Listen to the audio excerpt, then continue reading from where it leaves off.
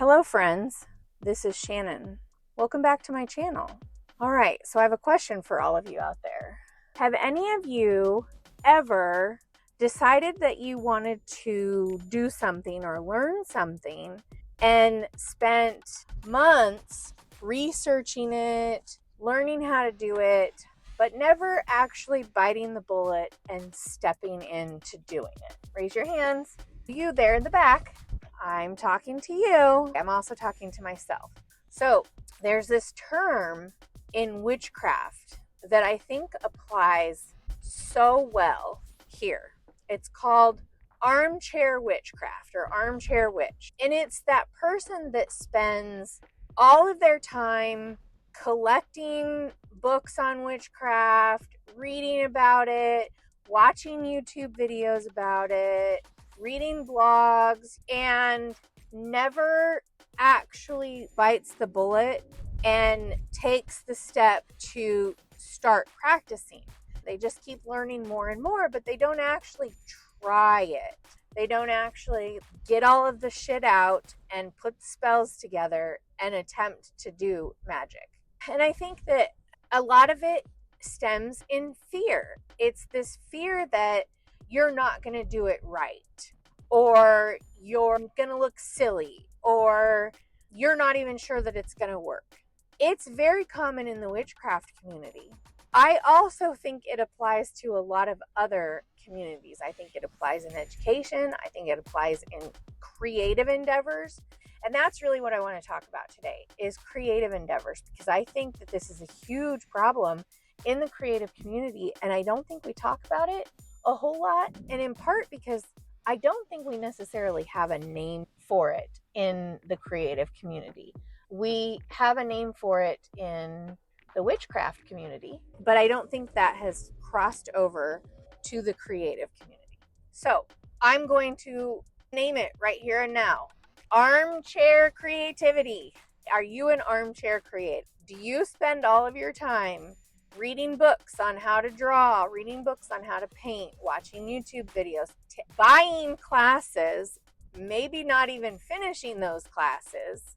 Yep, I'm calling you out, but not ever actually throwing yourself into producing it.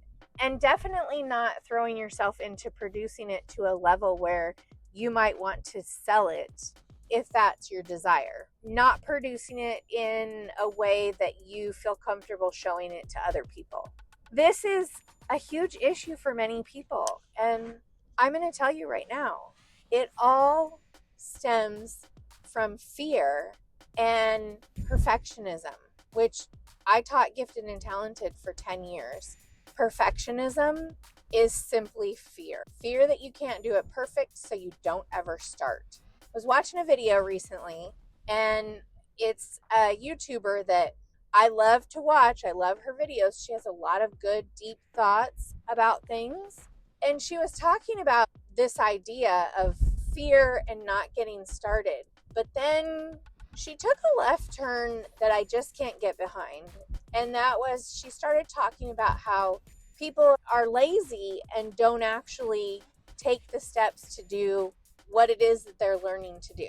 And if there's one thing in this world that I know, is that there's not really any such thing as being lazy.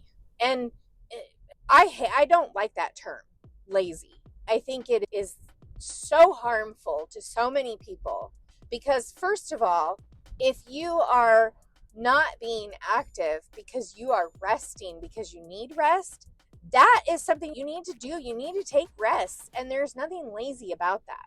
Nothing lazy about that. Other people who are quote unquote lazy, there are a multitude of reasons for it, all right? And all of them stem back to health, mental health, and fear. A lot of people who are dealing with mental health issues are considered lazy because they are not productive members of society in the same way that capitalism says we should be hustling 24/7. And that's not to say that those people can't be frustrating to the loved ones, right? But they're not lazy. They're dealing with mental health issues, and that's a very serious concern. The thing is, people who are dealing with health issues, like physical health issues, right? Those people are called lazy because they often don't have the energy to accomplish the same amount as someone who is not dealing with a physical health issue. Oh God, it drives me nuts. This word lazy, we need to remove it from our vocabulary. It absolutely makes me mad. But I want to talk about, because those are two very real reasons, mental health and physical health. And I do think that sometimes those things play a part in keeping creatives from moving from learning, being an armchair creative, to actually being a producing creative, right? And there's some neurodivergence nuances in there as well, right? When somebody is when they're neurodivergent, they're dealing with some shit as well. I have ADHD. I'm diagnosed with ADHD. I am probably autistic, so I completely understand. What I really want to talk about is this idea that armchair anything, right? Armchair magicians, armchair create. The root of their struggle to begin is fear. Fear that they're not going to do it correctly. Fear that they're not going to be good enough.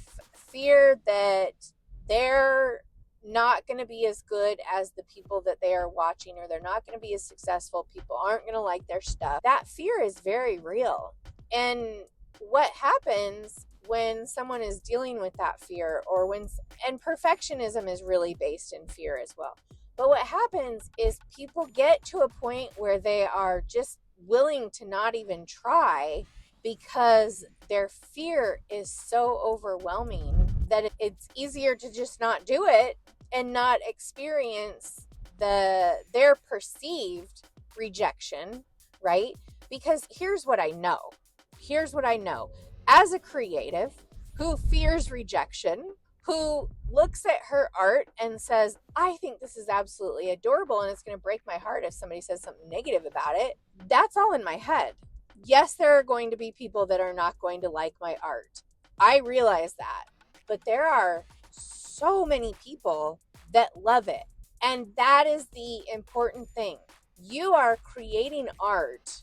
You're creating whatever it is that you're creating to please one person. And that person is you. For no other reason than you. That is why you should create.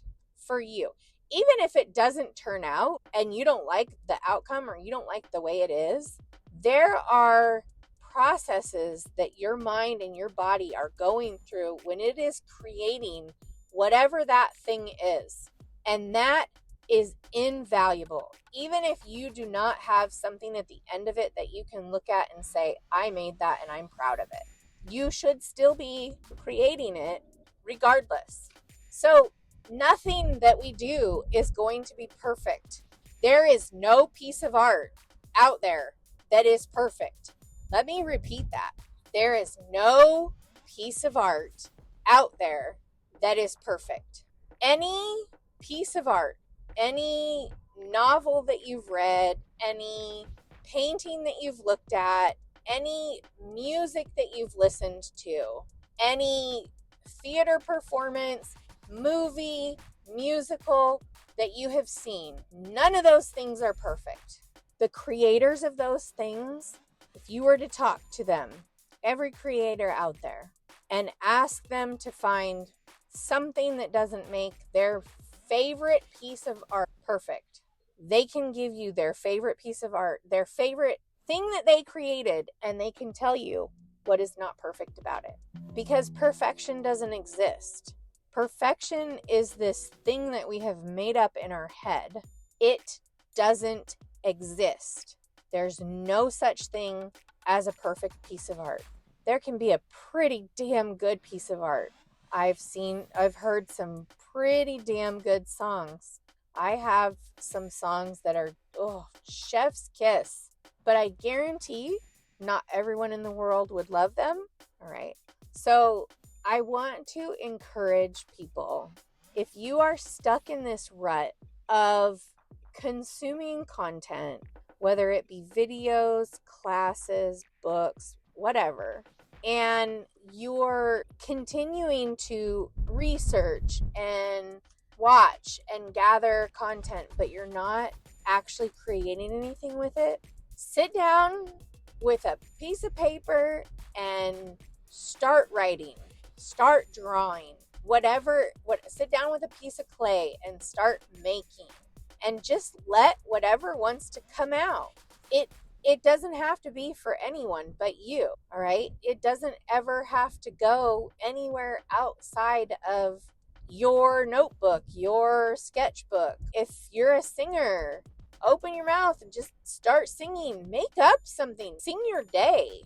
I know nothing about music other than how to play the radio, and that's about as much advice as I can give you on that. But art comes in many different forms. It's not just painting or drawing.